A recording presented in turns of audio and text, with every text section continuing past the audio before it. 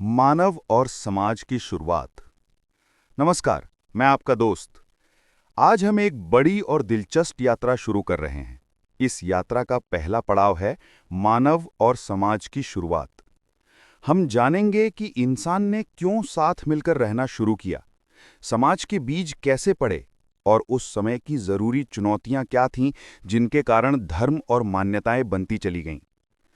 सबसे पहली बात, इंसान अकेला नहीं रहता था।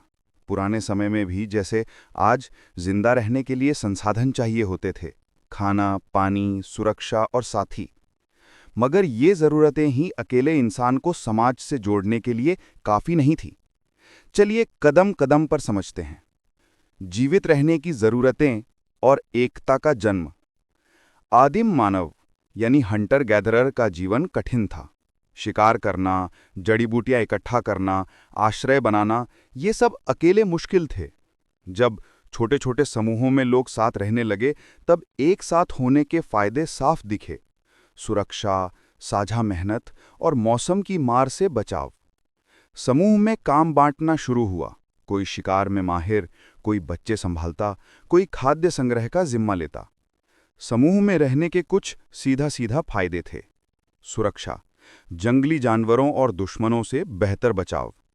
संसाधन शेयरिंग, कोई फसल खराब हो जाए तो समूह ज्यादा हानि सहन कर लेता।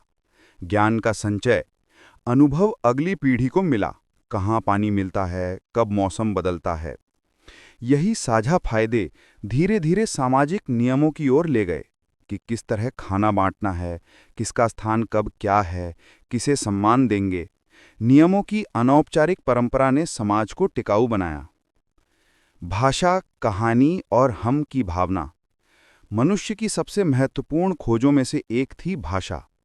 भाषा ने अकेले अनुभव को साझा करना, ज्ञान हस्तांतरित करना और भविष्य के लिए योजना बनाना संभव किया। पर भाषा ने सिर्फ जानकारी ही नहीं दी, उसने कहानियां दी।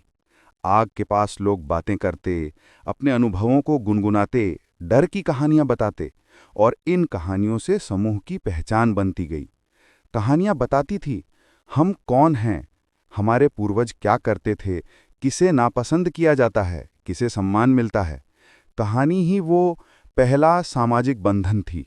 वो बताती थी कि तुम और मैं से बढ़कर हम भी हैं। भय, अनिश्चितता और धर्म की प्रारंभिक झलकियां। आदिम जीवन में प्रकृति का अनिश्चित स्वभाव बड़ा था।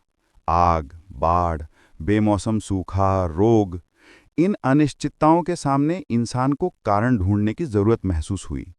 जब कोई अजीब सा रोग आया या साल भर फसल न हुई, तो लोग पूछने लगे कि ये क्यों हुआ, किसका प्रकोप है, किसे खुश करना होगा।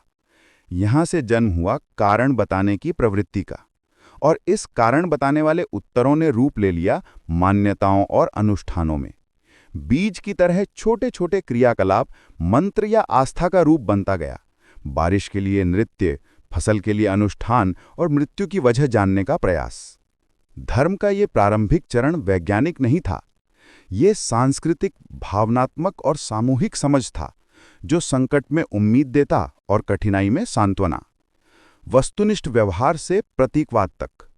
समय के साथ लोग साधारण व्यवहारों जैसे एकत्र करना, जश्न मनाना को प्रतीकों से जोड़ने लगे। आग का प्रतीक सिर्फ गर्मी नहीं रहा, वो समूह का केंद्र बना, जहां कहानियां, नियम और विजय की स्मृतियां समाहित हो गईं। पत्थर, नदी, पेड़, ये सब अब सिर्फ भौतिक नहीं रहे, इन पर विश्वास और कहानियां निर्मित हुईं। प्रतीकवाद ने समाज को और गहराई दी। एक प्रतीक ने समूह में नई आशा, नया अनुशासन और साझा नैतिकता का काम किया। उदाहरण, किसी नदी को पवित्र मानना, इससे लोग नदी की साफ सफाई रखें, उस पर अमल करें, ये व्यावहारिक लाभ भी लाता था। सामाजिक नियम और आदर्श का उदय। समाज में कुछ नियम आ गए। चोरी नहीं करनी चाहिए, बूढ़ों का सम्मान करना चाहिए, बच्चे की परवरिश समुदाय मिलकर करे। इन नियमों के पीछे मात्र उपयोगिता नहीं थी, यहां नैतिकता का बीज भी अंकुरित हुआ कि सच्चाई क्या है, न्याय क्या है। धर्म ने अक्सर ऐसे नियमों को दैवीय आदेश का रूप दे दिया, जिससे अनुशासन मजबूत हुआ। जब नियमों के पालन में आध्यात्मिक महिमा जुड़ जाती है, तो लोग कठिन नियमों को भी स्वीकार करने लगते हैं। इससे समूह में स्थिरता आती है। संसाधन और श्रेणीकरण, वर्ग बनना शुरू हुआ। समाज के स्थायी होते ही कुछ लोग खेती फसलों, कुछ शिकार, कुछ दस्तकारी में निपुण बने। कार्य विभाजन से कुशलता आई, पर साथ ही पदों और प्रतिष्ठा का जन्म भी हुआ। कुछ लोगों को विशेष कौशल के कारण मान्यता मिली, जैसे कहानी सुनाने वाला, हीलर यानी चिकित्सक, शिकार का नेतृत्व करने वाला। ये विभाजन धीरे धीरे सामाजिक श्रेणियों में बदल गया, जो आगे चलकर धर्म और सामाजिक संरचना में स्थायी हो सकते थे। ऐसे विभाजन ने समाज को व्यवस्थित तो किया, पर साथ ही नए जटिल प्रश्न खड़े किए। शक्ति का संतुलन कैसे रखें? संपत्ति का वारिस कौन होगा? छोटा सा निष्कर्ष, क्यों साथ रहना अनिवार्य था? इस अध्याय का मुख्य बिंदु यही है कि मानव ने अकेले नहीं बल्कि समूह बनकर जिंदा रहना चुना, क्योंकि समूह जीवन उपयोगी था।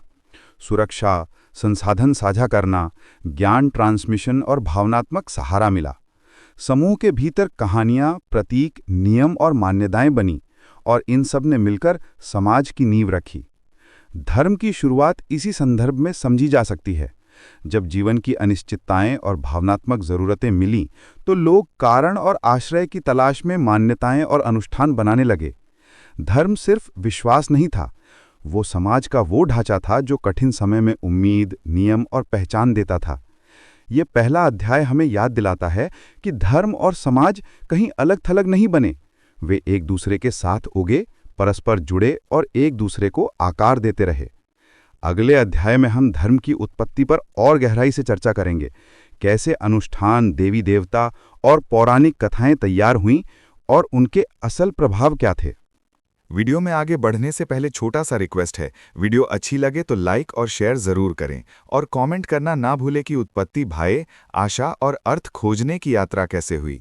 नमस्कार मित्रों, पिछले अध्याय में हमने देखा कि कैसे मानव ने समाज की नींव डाली और क्यों अकेले रहने की बजाय समूह बनाना उसके लिए जरूरी हो गया।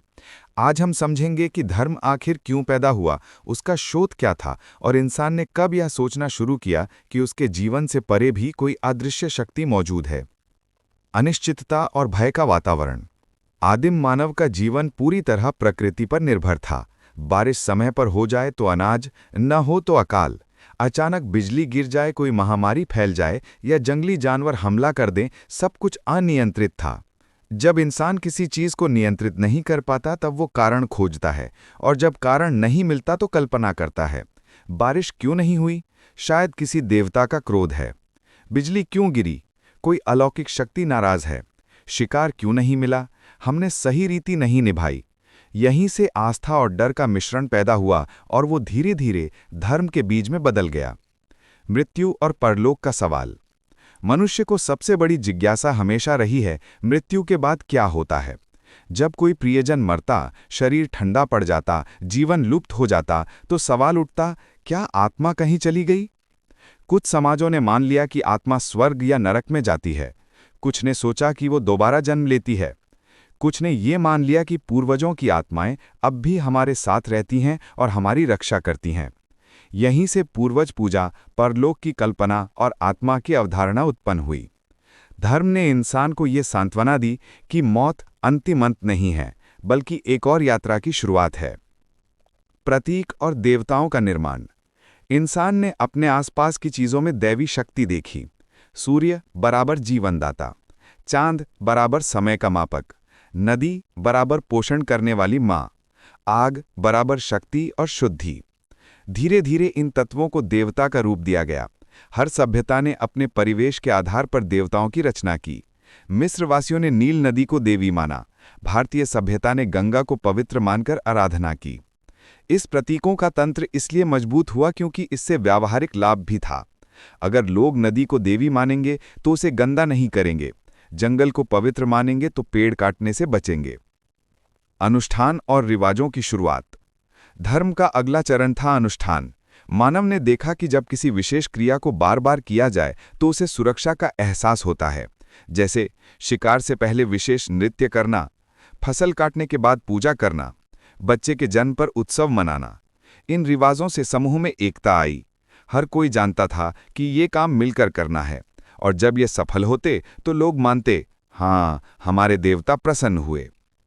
नैतिकता और नियमों को दैवी रूप देना। समाज में अनुशासन जरूरी था। अगर हर कोई चोरी करने लगे, हिंसा करे, तो समूह बिखर जाएगा। इसलिए नियम बने। हत्या मत करो, झूठ मत बोलो, चोरी मत करो, बड़ों का सम्मान करो। इन नियमों को सिर्फ मानवीय आदेश कहने से लोग हमेशा मानते नहीं, इसलिए इन्हें दैवी आदेश का रूप दिया गया। भगवान नाराज होंगे अगर तुमने झूठ बोला, देवता दंड देंगे अगर तुमने चोरी की। इससे नियमों को आध्यात्मिक बल मिला। धर्म ने यहां नैतिकता को मजबूत करने में बड़ी भूमिका निभाई। धर्म का सामाजिक लाभ। अगर हम गहराई से देखें तो धर्म ने समाज को 3 बड़े फायदे दिए। एकता, सब लोग एक ही देवता या परंपरा से जुड़े। नियम, जीवन के लिए नैतिक ढांचा मिला। आशा, मुश्किल समय में सांत्वना और उम्मीद मिली। धर्म ने इंसान को यह भरोसा दिलाया कि वो अकेला नहीं है, उसके ऊपर कोई ना कोई ऊपर वाला है जो उसकी रक्षा करता है। धर्म के विविध रूप। हर सभ्यता ने अपनी तरह से धर्म को गढ़ा।